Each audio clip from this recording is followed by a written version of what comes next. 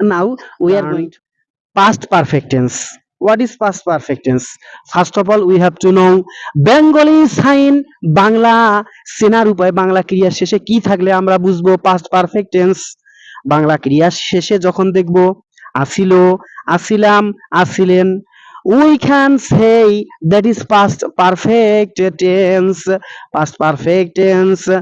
আমি বাড়ি গিয়েছিলাম, এই যে আসিলাম ভার্বের পরে আছে আসিলাম, we can say that is past perfect tense।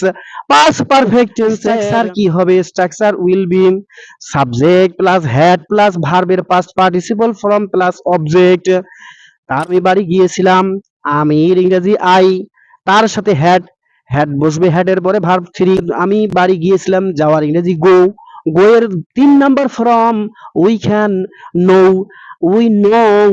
ভার্বের 3টি ফর্ম আছে। কয়টি ফর্ম? 3টি ফর্ম। ভার্বের প্রেজেন্ট ফর্ম, ভার্বের পাস্ট ফর্ম, ভার্বের past participle form, go, went, gone। So past perfect tense we have to use past perfect tense, past participle form, that means verb 3 number form we have to use past participle form। Okay, so I had gone home, আমি বাড়ি গিয়েছিলাম।